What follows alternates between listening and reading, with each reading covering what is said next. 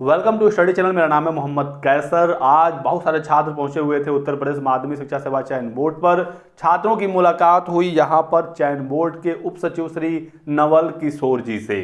प्रतियोगी मोर्चा के अध्यक्ष विकी खान और उनके साथी आज यहां पर पहुंचे थे। छात्रों की ये मांग थी कि परीक्षा तारीखों का ऐलान जल्द से जल्द किया जाए और आखिर क्या चल रहा है चयन बोर्ड में, क्यों एग्जाम नहीं हो रहा है। पिछली मुलाकात छात्रों के अध्यक्ष साहब से हुई थी 8 दिसंबर को। छात्रों ने दो मांग रखी थी। पहली चीज एग्जाम को जल्द से जल्द कराया जाए और दूसरा कि पोर्टल खोलकर अधियाचन मंगाया जाए और पदों की संख्या को बढ़ाया जाए। इन दोनों चीजों में से कम एक चीज जरूर हो और यदि दोनों हो सकता है तो दोनों हो। कहने का मतलब यह था कि यदि परीक्षा जल्दी हो सकती है तो एग्जाम को तुरंत कराया जाए और यदि एग्जाम में डिले है किसी भी कारण से तो कम से कम इस समय का सदुपयोग करे चयन बोर्ड और पोर्टल खोलकर अधियाचन मंगाए और पदों की संख्या को बढ़ाए, क्योंकि 4163 पदों पर ही विज्ञापन इस बार आया है 2022 टीजीटी पीजीटी का और 13 लाख से अधिक छात्रों ने फॉर्म भरा है।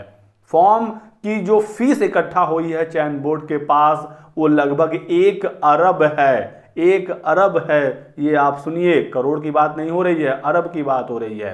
तो आखिर चयन बोर्ड कर क्या रहा है, क्यों पोर्टल भी नहीं खोल रहे हैं ये और क्यों एग्जाम डेट का ऐलान नहीं हो रहा है। तो अध्यक्ष साहब ने पिछली मुलाकात में कहा था कि हमें 10 दिन का समय दीजिए, 10 दिन के बाद हम आपको बताएंगे कि हमारी स्थिति क्या है। तो 8 दिसंबर को बात हुई थी, 10 दिन तो 18 दिसंबर को ही पूरा हो गया था, लेकिन अध्यक्ष साहब से बात नहीं हो पा रही थी। और आज भी चयन बोर्ड के अध्यक्ष साहब प्रयागराज में नहीं थे, वो लखनऊ में हैं। तो छात्रों की बात हुई सचिव साहब से। सचिव साहब ने कहा कि हम स्थिति में नहीं हैं कि बता सकें कि एग्जाम कब तक होगा, क्योंकि चयन बोर्ड का गठन नहीं हुआ है, सदस्यों की नियुक्ति अभी तक नहीं हुई है। फोनिक वार्ता भी हुई सचिव साहब की अध्यक्ष साहब से, तो वहां से भी कोई भी आश्वासन नहीं दिया गया छात्रों को। कुछ भी पता नहीं चल पा रहा है कि एग्जाम कब तक होगा, क्योंकि किसी को कोई क्लियरिटी है ही नहीं। शासन बिल्कुल भी इंटरेस्टेड नहीं है एग्जाम कराने में। चयन बोर्ड का गठन हो नहीं रहा है और इसी वजह से अध्यक्ष हों या सचिव हों, कोई भी खुलकर नहीं बोल पा रहा है कि एग्जाम कब तक होगा।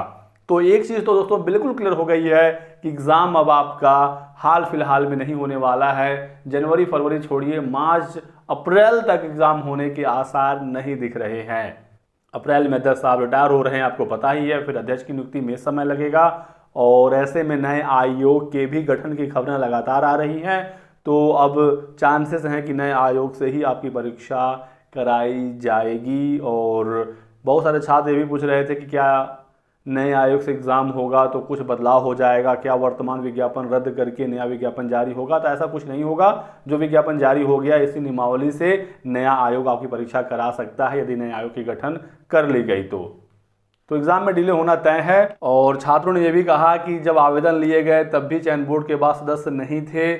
जब आप फॉर्म निकाल सकते हैं, आवेदन ले सकते हैं, तो पोर्टल खोलकर अधियाचन भी मंगाया जा सकता है, पदों की संख्या को बढ़ाया जा सकता है। 4000 के लगभग सिर्फ पद हैं, आवेदन 13 लाख से अधिक हैं। तो कम से कम अधियाचन तो मंगाइए आप। 15-20 हजार पद रिक्त हैं उत्तर प्रदेश में कम से कम, तो सीटों की संख्या यदि बढ़ जाए तो कुछ तो भला हो जाए छात्रों का।